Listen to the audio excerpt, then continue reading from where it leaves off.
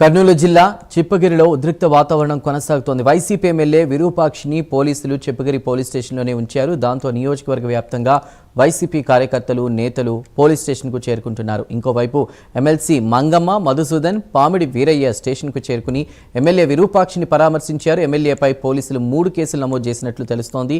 SC, ST atrocity కేసుతో పాటు మహిళపై అసభ్యకరంగా ప్రవర్తించారనే ఆరోపణ, హత్యాయత్నం కేసు, దాడి ఘటనకు ఎమ్మెల్యేనే కారణమనే అభియోగాలతో కేసులు నమోదు చేసినట్లు తెలుస్తోంది. మరోవైపు వైసీపీ ఎమ్మెల్యే అండతో వచ్చిన గుంపు గ్రామంలో భయాందోళన సృష్టించిందని ఆలూరు టీడీపీ ఇన్ఛార్జ్ వైకుంఠం జ్యోతి ఆరోపించారు. దాదాపు 200 మంది వైసీపీ కార్యకర్తలతో గ్రామంలోకి వచ్చి టీడీపీ కార్యకర్తలపై రాళ్లు, ఇనుపరాడ్లతో దాడి చేశారని ఆమె విమర్శించారు. మహిళలపై, టీడీపీ శ్రేణులపై దాడులకు పాల్పడితే సహించబోమని హెచ్చరిస్తూ ఈ ఘటనపై వైసీపీ ఎమ్మెల్యే మరియు సంబంధిత వారిపై చట్టపరమైన కఠిన చర్యలు తీసుకోవాలని డిమాండ్ చేశారు. ప్రశాంతంగా ఉన్న గ్రామంలో ఉద్రిక్తత సృష్టించారని ఆరోపిస్తూ చట్టాన్ని చేతుల్లోకి తీసుకుంటే తీవ్ర పరిణామాలు ఎదుర్కోవాల్సి ఉంటుందని ఆమె హెచ్చరించారు.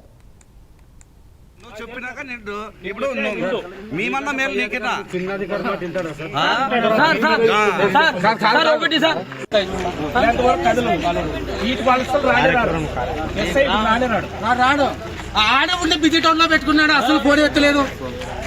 50-60 సార్లు చేసిండే.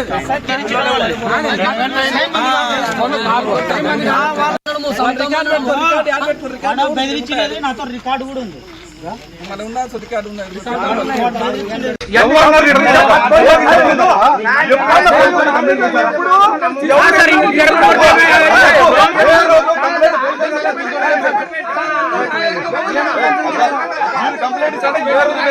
నిన్న నైట్ చిప్పగిరి ఎమ్మెల్యే వచ్చి మా ఇంటికి దౌర్జన్యంగా కొట్టినాడు సార్.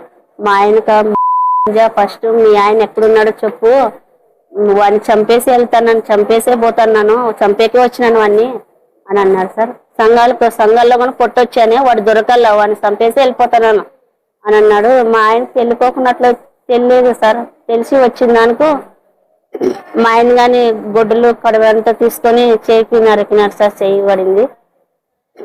ఏం చేసినా ఆయన విపక్ష వచ్చి లోపలికి వచ్చి దౌర్జన్యంగా వంట చేసేదాన్ని వచ్చి లోపలికి వచ్చి నన్ను బయటకు వచ్చి లాగి తన్నాడు సార్. తన్నా కానీ కాలు మొక్తా సార్. ఏమేమి చెప్పన్నా కూడా నాకు చెప్పే అవసరం లేదు. ఫస్ట్ వాడిని పిలిపి వాడిని చంపాలి, నన్ను చంపేకే వచ్చాను, నన్ను చంపేపోతాను.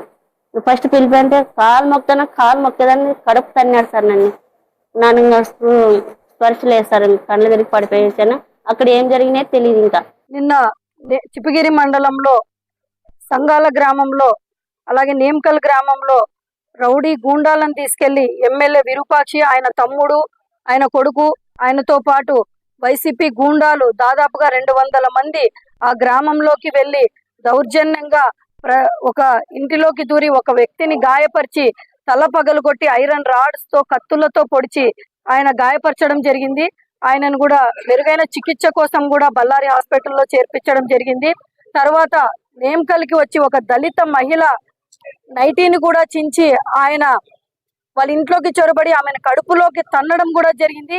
ఆ విజువల్స్ అన్ని కూడా ఉన్నాయి. ఎమ్మెల్యే వాళ్ళ ఇంట్లోకి వెళ్ళినా కూడా ఈరోజు రాక్షసంగా ఉన్నారు ఈ వైసీపీ నాయకులు అని చెప్పేసి కూడా తెలియజేస్తున్నాం.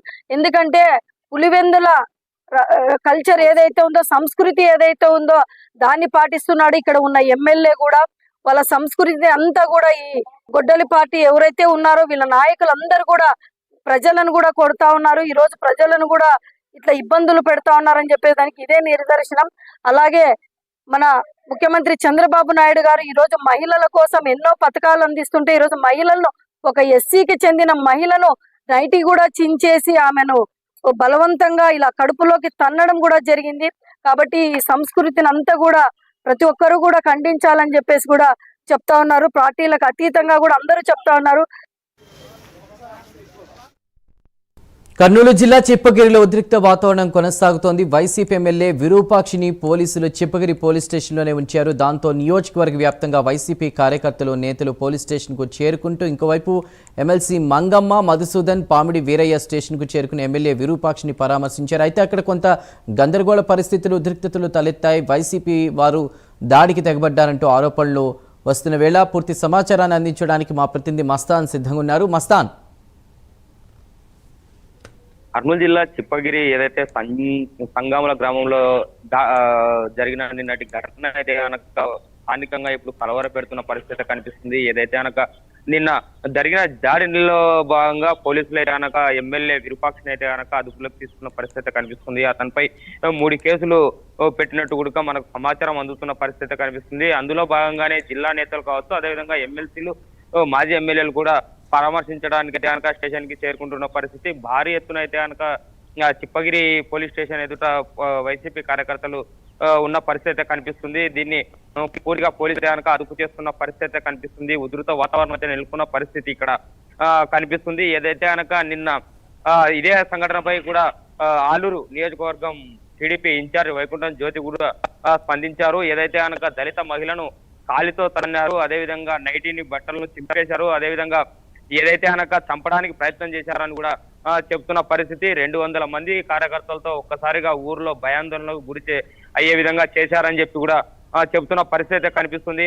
అందులో భాగంగానే ఈరోజు అదుపులోకి తీసుకున్న పోలీసులు ఏదైతే కఠిన చర్యలు తీసుకోవాలని కూడా ఆమె డిమాండ్ చేసిన పరిస్థితి కనిపిస్తుంది. ఏదేమైనప్పటికీ ఇప్పటికీ ఇక్కడ పరిస్థితి ఉధృతంగా ఉందని చెప్పుకోవాలి. ఒక వైపు పోలీసులు ఎంత సర్దుమణుగు చేస్తున్నారు, వైసీపీ కార్యకర్తలు ఏ విధంగా ముందుకెళ్తారు, ఆ కార్యాచరణ ఏ విధంగా ఉండబోతుంది అనేది ఆసక్తికరంగా మారిన పరిస్థితి కనిపిస్తుంది. Right Mastan, thank you.